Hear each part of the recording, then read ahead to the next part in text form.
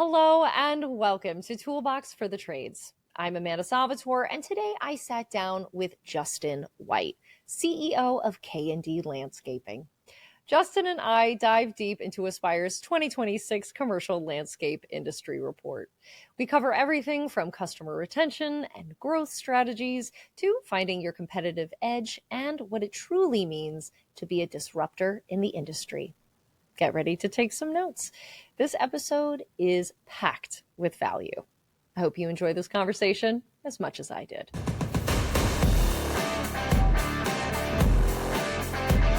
Justin White, you are the CEO of K&D Landscaping and host of the Trades Talk podcast, among many other initiatives. And today we're going to be discussing the 2026 Commercial Landscape Industry Report and hear your perspectives on where the industry is headed in the new year. Welcome to Toolbox for the Trades. Amanda, thanks so much for having me. Super excited to be on Toolbox as a returning guest and excited to talk with you about the industry, the trends we're seeing. We're recording this towards the end of the year, and it's really my favorite time of year because it's a chance to look forward into 2026. Also, look back on how things went in 25 compared to what we expected. That kind of differentiation of what we expected versus what actually happens really helps give us some foresight into the next year and what we maybe should pivot or change or adapt to in our businesses. Absolutely. I'm really excited to get into it. But as you know, since this is your second time on Toolbox for the Trades, we always like to start with a little bit of an icebreaker. Very often they're a little silly, but I feel like I would miss an opportunity if I didn't ask this question of you. What is the best advice you've ever received, and how did you apply it? I have received so much great advice over the years from so many amazing mentors and friends and family and leaders. The advice that I received most recently was from Jesse Cole, who's the owner of the Savannah Bananas. And if you follow him, he's out there just really, really always trying something new. And I got a chance to talk to him for a little bit in Kentucky. And I asked him that question, hey, what advice would you have for an entrepreneur or CEO in the landscape industry? And he said, look, it doesn't matter what industry you are in. The biggest thing you can do to improve your business, your life, the people around you is to always be experimenting and trying new things. And that for me has been the most simple yet profound advice that I've received as of late, because it made me realize if we keep doing the same things that made us successful in the past, it doesn't guarantee success in the future with such a changing market and such a rapidly changing environment. So it was just so spot on. That was about a month ago at the Equip conference in Kentucky. And ever since then, we've been trying all kinds of experiments in K&D. So it's been fun.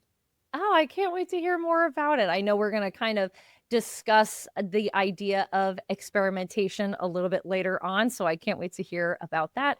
For those who may not know, how about you tell us about your journey into the industry? My journey's probably similar to a lot of second generation CEOs out there. I started off working with my dad at a very young age, whether it was unofficially or officially. Officially at 16, I started working for him on the W-2 paycheck. And really fell in love with the business, fell in love with the construction side of our industry, operating equipment and running the field teams.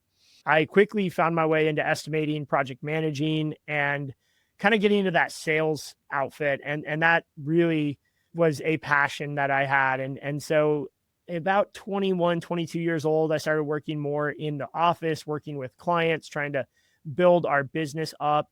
And I really started to fall in love with the business side of the business, which at the time we're about $1 million, maybe 1.5 million in revenue. This is going back to maybe 2013. And it was a challenging time because in a company of that size, you only have so much capacity. So although I wanted to go after these big projects and go sell all this work, we only had 12 to 13 employees to do that work, and we were 50% maintenance. So really you have two crews that you have capacity to fill from a construction aspect. And I always had this desire to grow the business, but my mom and dad really liked the size, and we kind of went back and forth on that, but they liked it around that 10 to 15 employee size. In 2015, I got an opportunity to take over the CEO role, buy my mom out as she wanted to retire. And so I got to come into the business and take over as CEO at the age of 25, start building the team. My dad, I got to give him so much credit. He was 52, 53 at the time. And he allowed me to really completely spread my wings and run the business, which you can imagine at 52 years old, a business that you've started from scratch, handing that over to your 25-year-old son is kind of crazy. At the end of the day, we came to a agreement around this mission of raising the bar in the landscape industry. We wanted to raise wages. We wanted to make the industry better. We wanted to create something that was more than just a company. It was a true movement in the industry that brought everybody up with it. And we didn't know what our impact was going to be at the time, but over the last 10 years, we've grown K&D from 1 million to we hit 21 million last year. And we've actually, I could talk about this, we kind of flatlined, plateaued this year. So revenue is not necessarily up year over year, but it's been basically this $1 to $20 million climb. 2025 was a year of impact, a year of outward focus. I traveled the country. I traveled to over 17 states. I gave over 50 speeches and presentations in all over the country, truly fulfilling my mission and passion to raise the bar in the landscape industry and share my experience with others, both the highlights and maybe some of those lowlights and challenges. So here we are today. We're a multi-service landscape company. We do about 30% commercial construction, 30% design build, high-end residential, and about 40% commercial maintenance. And that's our operation, K&D Landscaping. What an incredible journey. I know today we're going to be talking a little bit about the 2026 Commercial Landscape Industry Report. Aspire surveyed over 1,000 owners and executives of commercial landscape companies and highlighting their goals, where they're headed in the new year. So I know that 54% of the survey respondents say that client retention is vital to their bottom line, with 35% focusing on repeat business. So let's talk about customer retention.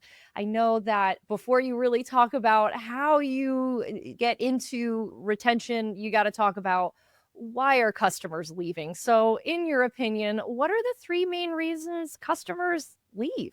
Well, I can personally speak to this because in 2024, our client retention dropped to an all-time low of 84%, which is not great. We turned over a lot of clients. We lost a lot of clients. This year, we're back up to almost an all-time high at 96%. So we fixed the leak in the bucket, and I can speak exactly to why we lost those customers. So number one, the reason you lose customers is lack of communication. That is the biggest reason people leave. They want to be communicated early and often, proactively around issues.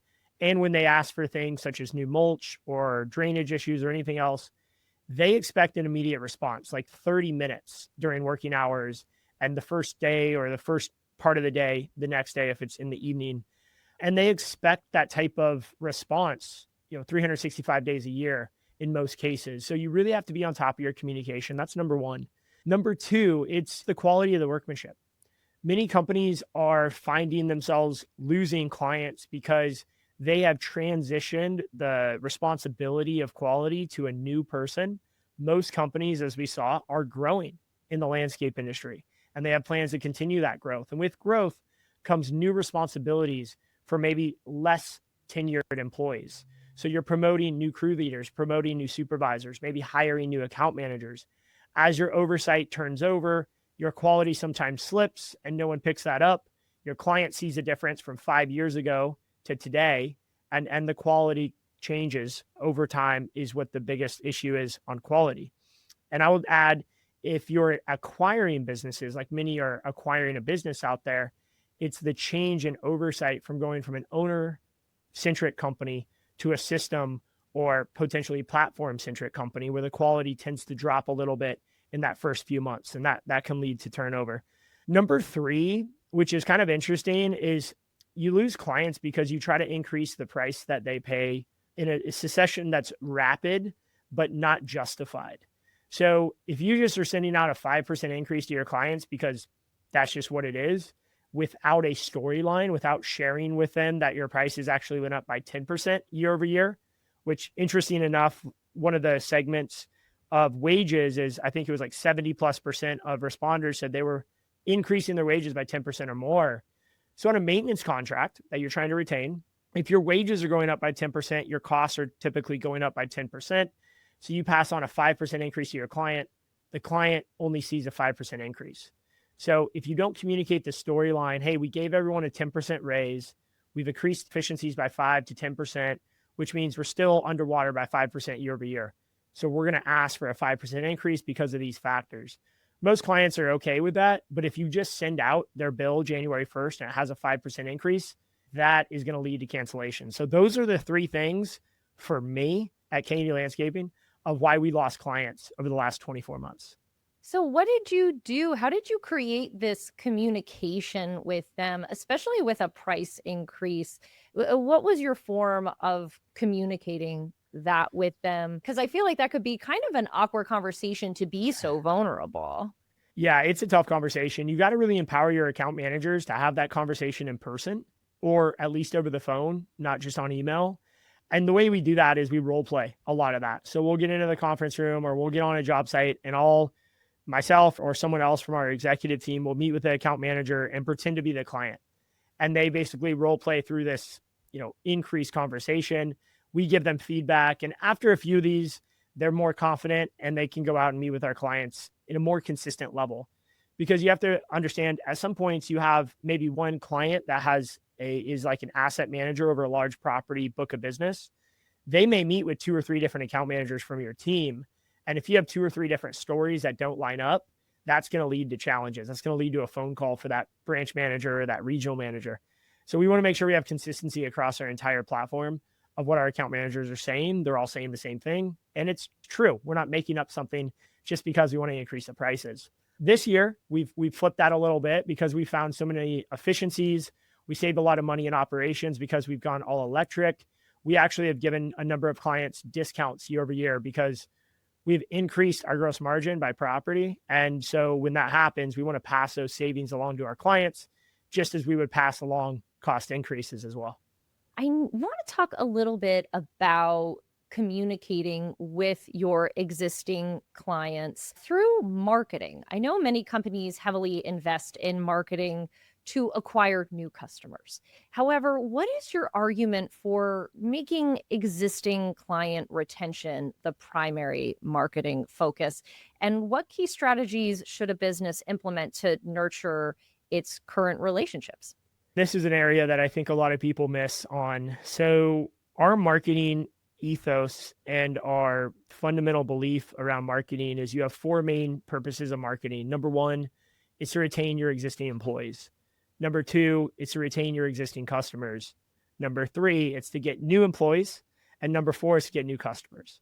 And so most people flip that, right? They think marketing's new customers and marketing's new employees. They don't think about retaining employees and retaining existing customers. So the focus we have is how do we first build a brand that is impossible to walk away from an employee perspective and a customer perspective. We do that in a number of ways. But when we are a brand that is trusted in our community, that leads the market, that raises the bar, that donates to the community, that potentially partners with some of our bigger customers to do donation or collaborations that benefit the community, you start to build a bond that's much deeper than just this, transactional relationship. So I think marketing individuals and marketing teams have been incentivized and they are given KPIs that do not tie in to customer retention or employee retention. And I doubt very many marketing companies right now, if you look to their scoreboard of key performance indicators, that they're going to have customer retention, client retention, or other things. They're going to have how many leads did we bring in? What's our close rate? What's our backlog? How many properties do we have coming in every week from an inbound phone call ratio? So that's the kind of stuff that we like to focus on. And I think there's a saying, it goes, what is measured gets managed. And so I think it's just a simple process of communicating to your marketing team, or if you're doing marketing, it's adopting this mindset that, hey, we should be tracking these other key performance indicators that tie back to customer retention. Because as we saw in this survey, customer retention was actually higher on the list in some cases than going and getting new customers, which I kind of think it should be. Like, you want to retain your existing customers before you go get new ones. So, with retention, obviously comes growth, but a lot of companies find themselves kind of becoming stagnant or hitting this plateau around the $3 to $7 million mark, like we were talking about a little bit earlier. What is the single biggest factor that causes good operators to hit a wall once they get to that mark? This is a challenge for many businesses out there. And one of the things I haven't mentioned yet is I run a community called the Disruptors. And the Disruptors is more or less a peer group, but it's completely virtual. It's online. We talk 365 days a year, 24/7. And I get to hear a lot of those challenges happening within the Disruptors. We have 75 members, and we're always commenting our challenges or asking questions. And a lot of the companies are in that 3 to 7 million range in revenue, but everybody's goal is to get up and over 10 million inside the Disruptors. It's kind of our 8-figure ethos within there. So what I have noticed as I talk to people, I literally just was talking to someone this morning, Jason, shout out Jason from Kentucky. He's going from 2 million to 3.5 million and then 10 million in 2 years. The biggest challenge is that owners do not delegate at the right time. They either hire and delegate responsibilities too early, and they end up with an overhead that's quite bloated and is actually losing money. So they have to unwind that hire, typically lay people off or demote people.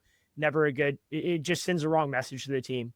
Or they wait too late to delegate and to hire those people, and they end up at the 6 or 7 million mark, and they're the salesperson, they're the marketing person, they're the account manager, they're the bookkeeper, they're the everything. I call it superhero mode. And they run out and they get burnt out and they say, you know what? I don't like this. I didn't sign up for this. This is why I didn't want to grow the company this big, because I knew I was going to have more headaches. And so they wind it down to that 4 or 5 million mark. And they end up in a very nice place. Nothing wrong with a $5 million business. That's a fantastic. You're in the top 1% of the country if you're 5 million or above. However, most people that I talk to want to get to 10 million in revenue. They don't want to be at 5. And so the problem with that is if you're going to 10 million and you have to stop at 7 and come back to 5, you basically lose 2 to 3 years of momentum, maybe more. And when you lose that type of momentum, it is really hard to get it back. Some may never actually get it back. And so what you have to do is you have to time these hires really, really closely to your growth and to your revenue. The biggest thing here is not just about timing, but it's about mindset of an owner, because you may hire the right people at the right time. Let's say you're 5 million, you hire a chief operating officer or VP of operations, kind of your right-hand person, but you don't give them enough responsibility or autonomy to do their job. And you end up with a situation where you have this really high level salaried person and they're not actually able to impact the company at their full potential. So you're kind of getting 50% of their potential, but you're paying 100% of their salary. And that math never works out. You end up again burnt out, frustrated, and saying, I knew I shouldn't have hired these people. And you end up kind of going back. So the big thing, I think, is timing, right people at the right time. And most people may be thinking of this and like, well, how do I know the right time? That is the purpose of this podcast. That's the purpose of this industry. There's so many people out there that want to help and want to give back, whether it's another peer group or the Disruptors. You go in there and you ask the question. You ask it to people like myself who grew a company from 1 million to 20 million. I'll share with you the mistake I made at 5 million and the mistake I made at 7 million and the mistake I made at 10 million and so on. Like there's so many mistakes and you can learn from those mistakes to avoid those in the future. So I think there's a recipe and a formulation to scaling a business from, let's say, 3 to 10 million. It's out there. You just got to seek it out. You got to find it. And then you got to execute that plan, which, it's easier said than done. I have to ask before we move on, what mistake do you think really set you up for taking your business to the next level? You have to make mistakes, I think, to get through things. It's just don't make a mistake that kills you or kills the business. It's like you got to be careful. And so there's 2 decisions in life and in business. You have one decision that is revocable or you can pull it back. And there's decisions that are irrevocable or very hard to unwind. For example, taking on an investor. If you sell 51% of your company to private equity, like you can't unwind that. You probably can never afford to buy that 51% back. But if you hire a VP of operations and it doesn't work out in 3 months, as long as you have the guts and the confidence to let that person go and the willingness to sit with that guilt, which it's very hard to do that, you can unwind that decision. So there's certain decisions in life and in business that are, revocable and unrevocable. So you got to first run through that model. For me personally, when we hit 5 million in revenue, I thought we were just going to go to 10 million the next year because we were growing so fast. We went from 2 million to 5 million in about 18 months. after, being in business for 30 years, never going above 2 million. So this is like crazy stuff. And so I hired all these people thinking these were the people to get me to 10 million. And what I realized is they cost me a lot of money and they really didn't perform. They were what I call traveling professionals who have these great resumes and they've worked at all the big name companies. You bring them in and you realize, wow, all they do is manage other people. They don't actually do anything. And so as I got rid of that swath of folks and I brought in doers, and what's funny about this, I promoted doers within my company. I promoted guys like Juan, Raphael, and Eddie, who's been working for the company for 5, 10, 15 years, gave them an opportunity to move up in the company.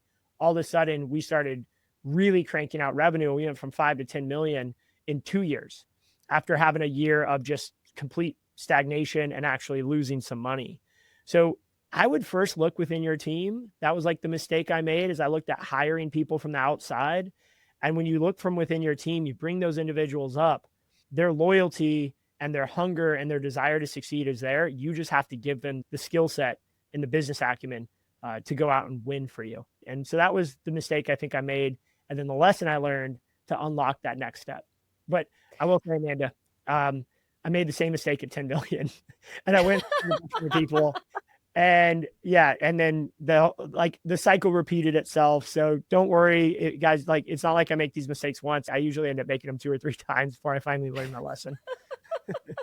I hear that. I have to say, I love the idea of looking within your company, because those are the people who have been with you so long and they're also invested in what you're doing. They understand how you operate, how you communicate, and they're also excited to help where they can. They're the doers. That's a great way of categorizing them. I want to kind of talk about these 4 key roles owners should consider when they're looking to hire and level up. What are those 4 positions, and what should they be looking for other than maybe people within the company like we discussed?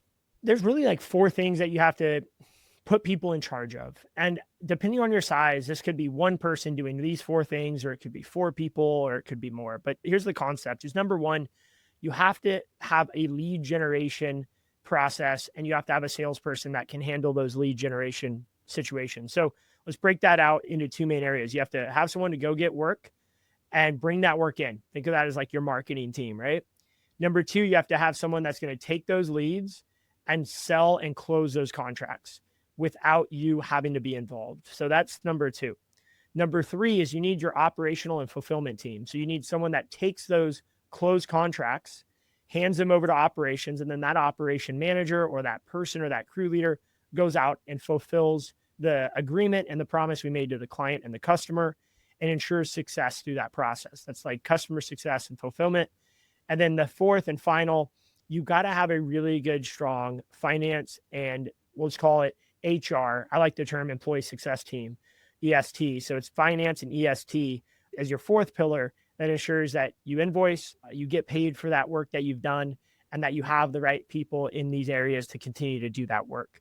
If you can get those 4 areas dialed in, whether you're 1 million, 10 million, or 100 million, and you have someone in charge of marketing and lead generation, someone in charge of sales, someone in charge of ops, someone in charge of finance and EST, you pretty much can run the business as a high level executive and a true CEO and visionary versus having to be the lead salesperson or the bookkeeper or the lead operations person. And like I said, when you're growing a small business, you can't necessarily afford 4 of these people, 1 for each seat, but you might be able to find someone that can do marketing and sales, someone who can do operations and a little bit of finance. It's a hard seat to be in, but as you grow, those are the 4 areas that I think you have to fill.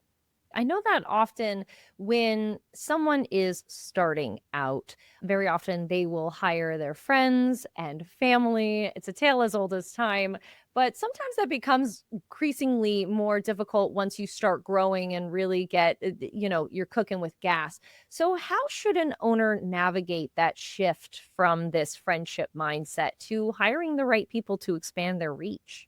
The whole challenge between friendship and leadership is really a stark difference. And most people will blend the 2 together, especially as they're growing. Honestly, at any size, there's really no limit of this where you don't have friendship entering the equation. I look back to having to let go of one of my best friends. I mean, we hung out together. We went to the gym together. We did a lot of stuff outside of work together. But he was what we would say is the lovable slacker.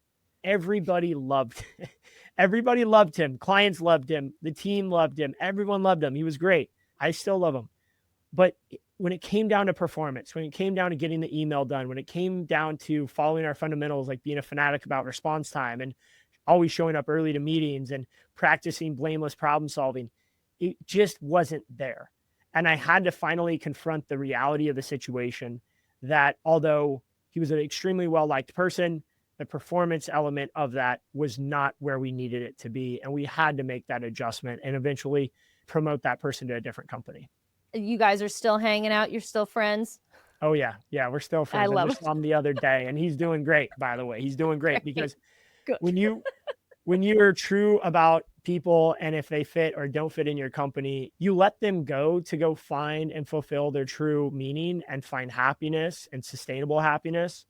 So I think when you have someone that's not working out and you're worried about crushing their world, crushing their dreams, just know that through that pain, they will find something that will be much better for themselves. And I feel like that has always been true with people I've had to let go. That is great advice. That's great advice. I'd love to talk about now this idea of creating an edge for your company while also dealing in a saturated market. It's happening in California, it's happening in Texas. How should a company strategize if maybe they're planning to sell their business in the next 3 years versus planning on holding on ownership long term? So let's unpack that in two kind of ways. So first off, how do you create an edge? How do you get ahead in a market that's, let's call it a legacy market, where there's a lot of competition? There's a lot of companies that have built out really deep roots in that area, and there's not a lot of new market share being created because it's kind of built out. And I'm in a market in Santa Cruz and Monterey. You got the ocean, the mountains. There's not much more real estate to build. Same with the Bay Area. In emerging markets, let's just think of Austin, Texas, and north, south, east, and west of Austin. Things are growing in every direction. You can be operating in these emerging markets, in these secondary markets, and grow very, very fast. That's what I like. I think those are opportunities for a lot of folks. But if you're not in one of those areas, those emerging markets, you're in, let's say, a legacy market, heavily saturated, you need to figure out a differentiator. It may not even feel like an advantage. It's not an advantage. It's a difference. So it's a differentiator. The biggest thing that I see with companies is they go in, they propose on a commercial landscape property. Their proposal looks exactly the same as everybody else. Their sales process is a copy and paste of everybody else. And their branding and everything else is copy paste. Everyone looks the same. And so what is the client to do?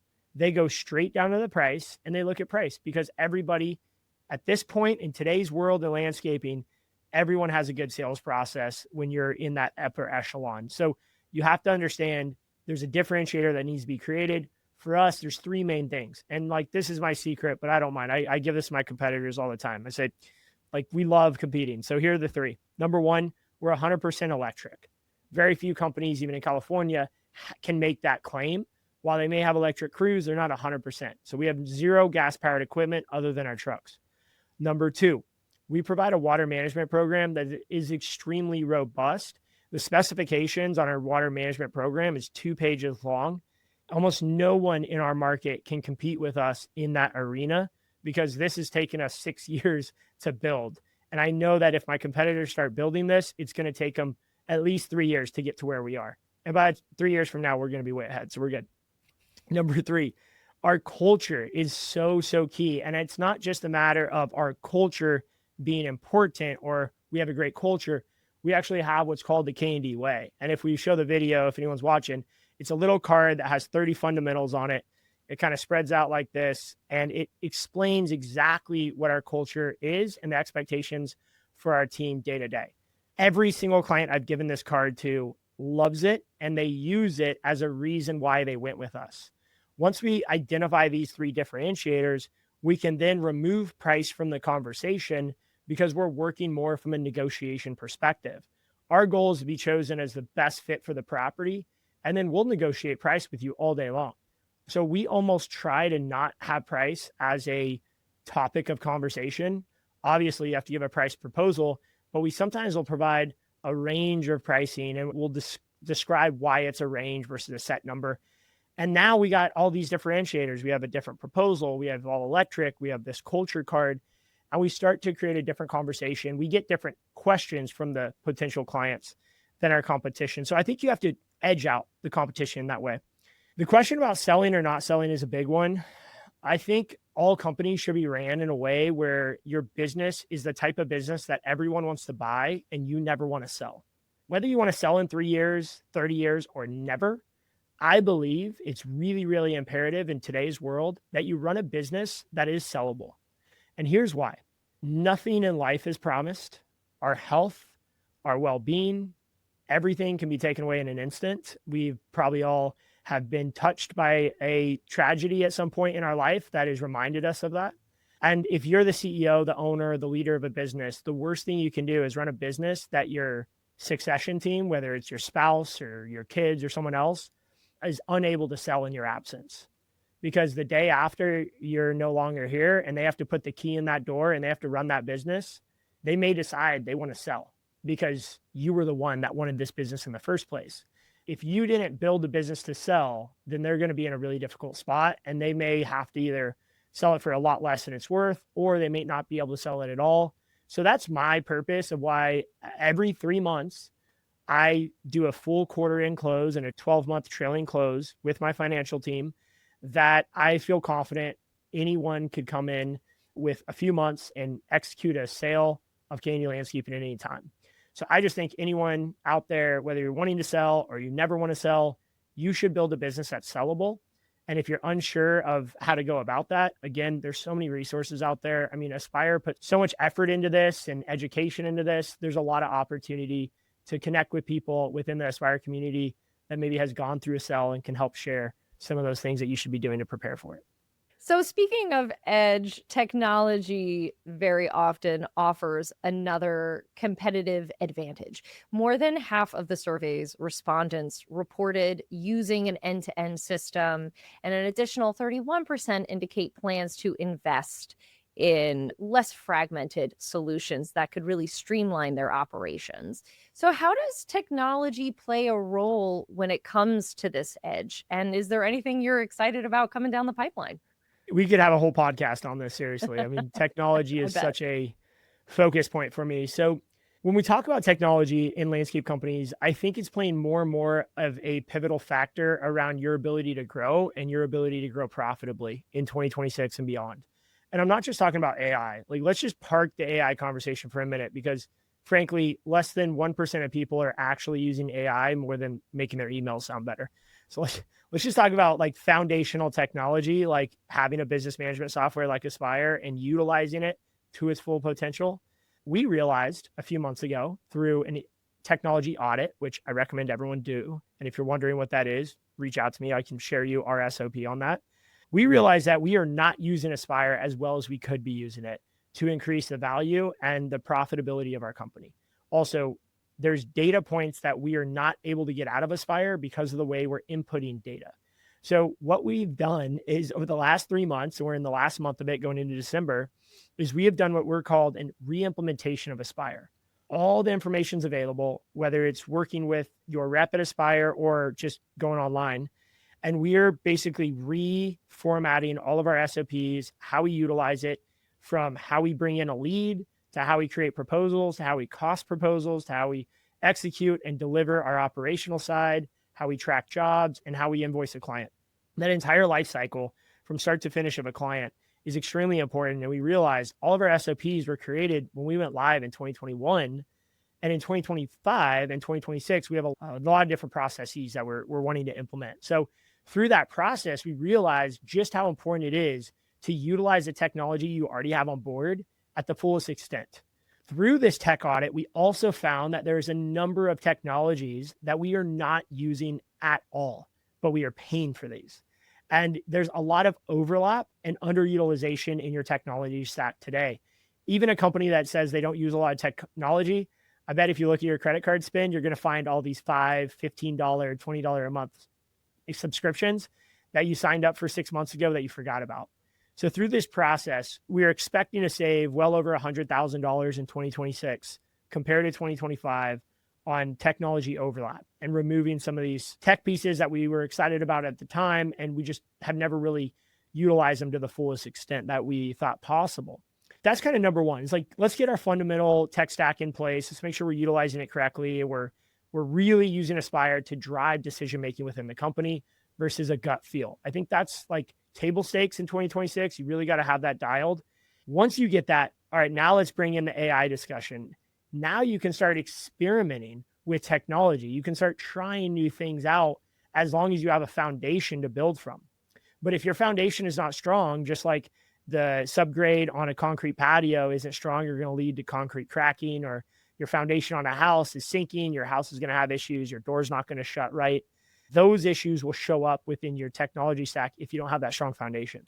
So first and foremost, I think everybody should focus in Q1 of 2026 with getting their technology foundation extremely strong, doing a technology audit, identifying friction points, removing those friction points, and then adding the AI technology to automate certain aspects of that customer journey.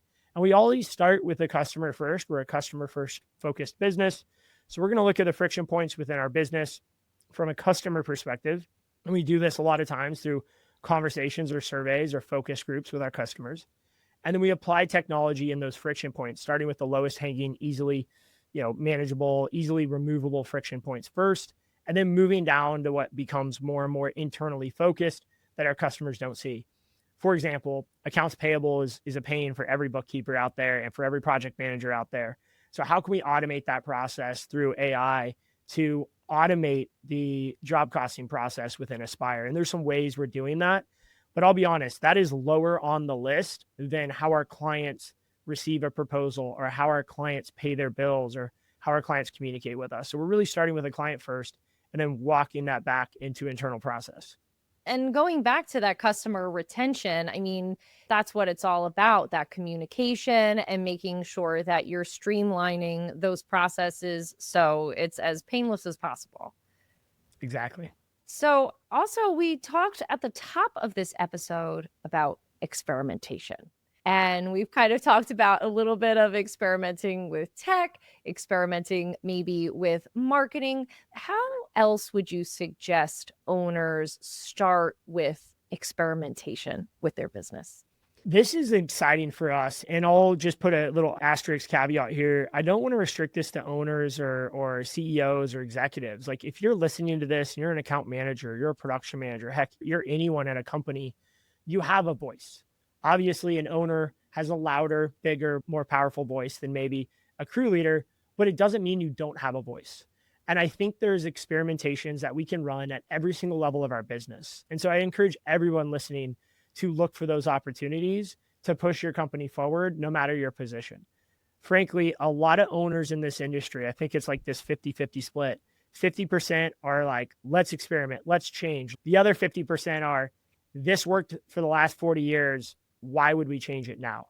And that latter group is going to struggle in the coming years. I think we all agree there. And they're probably not listening to the podcast. So we're good. But everyone listening, I know you guys are in that first 50% where you want to change, you want to adapt, you want to experiment, but it's overwhelming. Like, there's so much going on. You go to these trade shows, like we just saw Aspire at Elevate recently, and it was so amazing, but so overwhelming. There's so much new technology, an app for this and an app for that, and everything's coming out of the woodwork. I love it. I'm here for it, but it's overwhelming. And what ends up happening, you end up not doing anything because there's so much out there. So what we like to do is what we call just whiteboard exercise or a blue sky exercise. Sit down with your team, put 30 minutes on the clock, get a whiteboard out and just write down, hey, what are some new things we could do that would improve our client experience, that would improve our customer experience? And then this is taking a page out of Jesse Cole's book. What are some things that we could create what we call you wouldn't believe moments? So you write, you wouldn't believe ... and then you start filling in the blank. So think of like a client talking to their friends in the office, a commercial property manager saying, you wouldn't believe what K&D did yesterday. They go, what do you mean? I called them about an issue. They showed up within 15 minutes. They diagnosed the drainage issue. They came up with a plan. They had a crew there that afternoon. And then because we were working late, they actually bought their whole team dinner and they bought me dinner as well. because I was still there talking with them, trying to figure out this issue. Like, you wouldn't believe what this landscape company did for us. That's an example we just had last week, so I'm using that. But there's a lot of these moments that you can actually manufacture in advance versus reactive. So you can create SOPs and processes around every single client that calls us or every single person that calls our company. Our goal is to change their day for the better. We want them to hang up the phone and be like, I don't know why, but I feel better now than I did when I called this landscape company. And those are like the you wouldn't believe moments that we try to create. So we do that through experimentation, whiteboard exercises. You get, maybe you'll have 5, 10, 100 ideas on the whiteboard. Pick one and only one and test that out the next day. If it's possible to test out the next day, or it's a week or 2-week trial, document that just like you would if a scientist would, and then report back to that same team. This could be called your innovation committee. This could be called your experimental committee. But build a committee within your company of people that are excited about this and start making progress and getting traction on this idea of experimentation. That's what we're doing. Our goal is to run 1,000 documented experiments in 2026. We've got a spreadsheet that we're tracking all of them in. Shout out to Sean. He's our experimentation master. He's going to be tracking everything we're doing. We'll be sharing that as we go on social media. That's wild. I love this idea of a thought experiment. And you think maybe it's just putting something down on the whiteboard, but what you're doing is taking it the next step. You're doing something with it, and labeling this group and giving them a title, I think really allows for some sense of ownership and excitement behind it, where you're going to be generating these great ideas and also following through and seeing what works. So it's not just this nice idea, but it's actually something that you're implementing. I think that is incredibly smart. Well, I can't take too much credit for it. I'm just following people like Jesse Cole who are out there changing and disrupting the industry. Speaking of disruptors, I want to talk about this peer group a little bit. I know we discussed that in this industry that has operated pretty much the same way the past 40 years. You're calling on people to be disruptors. What does that mean to you, and what does that look like? I came up with this idea around challenging the status quo, honoring traditional values, but creating new ideas. I think the landscape industry is going through a generational transition and just an overall tech revolution that's super exciting. But there is a cohort of people, again, that latter 50%, who really don't want things to change because they've carved out really nice incomes for their family and built great businesses by doing it the way they've always done it. So the disruptors at the core of the idea is like, let's honor and respect the traditions that have built the companies and built the industry to where it is today. Because I think there's so much we can learn from those individuals. But let's stand on top of those shoulders and let's really change the way we do things going forward. And some of the ideas that we have within the disruptors that we believe in at a deep level is increasing the wages. So one of my goals is to get our wages to $100,000 minimum wage for all of our employees in the K&D landscaping platform. I've noticed more and more disruptors taking on this idea of how do we increase wages, which increases revenue, which increases profitability, which increases everybody's excitement because you're no longer stretched paycheck to paycheck.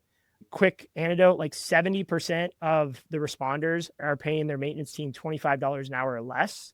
That's kind of like an alarming number for me. I would love to see that number go way up. I'd like to see it like $35, $40 an hour in the next few years. So that's a big part of it, is wages and unlocking the next generation. Because while 20 years ago, we could recruit people for minimum wage to come work, and today, I just don't think that workforce is out there. And so we got to challenge ourselves to elevate our industry. The second thing is we want to embrace technology at a deep level and really leverage it to automate our back-end systems and give our teams an opportunity to do more advanced roles. So think of robotic mowers. I love mowing lawn. It's like a hobby, but I don't think it should be something people do 40, 50 hours a week. Let's let the robots handle that work. And let's take that person who's on that lawnmower all week and elevate them to a more high-end horticulturalist or someone who could generate more revenue for the business as the robot is creating the mowing revenue. So people are like, well, what about, how do I get robots? How do I implement that? Like, there's a lot of challenges around that. And so I think the disruptors allows people to have a bit of a shortcut to conversate about this idea of change and disruption, get ideas, experiment those ideas. And then because we're inside of our group and we have NDAs and we're very quiet about what we're talking about in there, we're confidential, people can share very deep level of information within the group to accelerate their growth and accelerate their disruption. Whether it's sharing our sales plan and our commission structure, or it's sharing, I just bought this new robotic mower and here's the results. It works, it doesn't work. And now the team can go on and accelerate their growth because we're learning as like a shared mind or like a hive mind. And I look at this as really interesting. Waymo is automated vehicles. They have no drivers in them. If you're in Phoenix, Arizona, for example, you're going to see a bunch of these Waymos. When a Waymo makes a mistake, when that vehicle drives onto a curb or potentially bumps into a pole, that Waymo will learn from that environment, that experience, that mistake. And not only will that car, but the entire mine will learn from that one mistake. And that pole or that curb will never be hit again in the history of Waymo because the AI mind has learned at this location in this geotagged area, there's this pole that doesn't show up on their LiDAR. So that same concept we're bringing into the disruptors, whereas when someone makes a mistake or finds a success out, we share it and we all learn from that lesson of, Bill in Dallas, Texas, or Frank or Joe in Albuquerque, New Mexico, or someone else in Florida. We're all learning together and that accelerates all of our growth. And so that's really like the fundamental idea behind the disruptors and what we're trying to create. Now, before we go, I want to ask, where can people find you? I know a simple Google search, but also where should people be looking for you?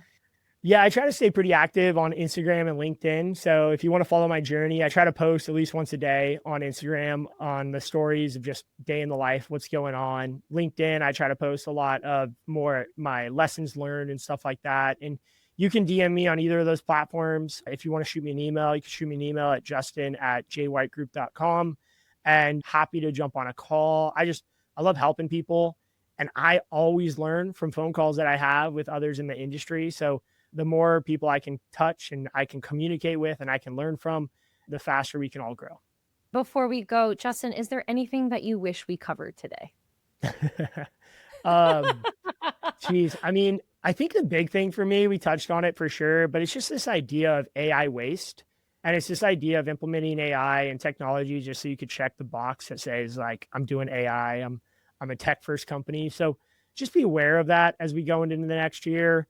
The second thing I think is labor variance. I'm big labor variance. Aspire has unlocked labor variance for me. We've traveled all around the world, most recently in Denver, Colorado with the Aspire team teaching this idea of labor variance. So keep an eye out for those lunch and learns. We didn't get to talk about it today, but there's opportunities to learn from that. Other than that, I think we covered a lot, Amanda, and just thank you so much for having me on the show today. Absolutely. Thank you so much for coming onto the show. Thank you.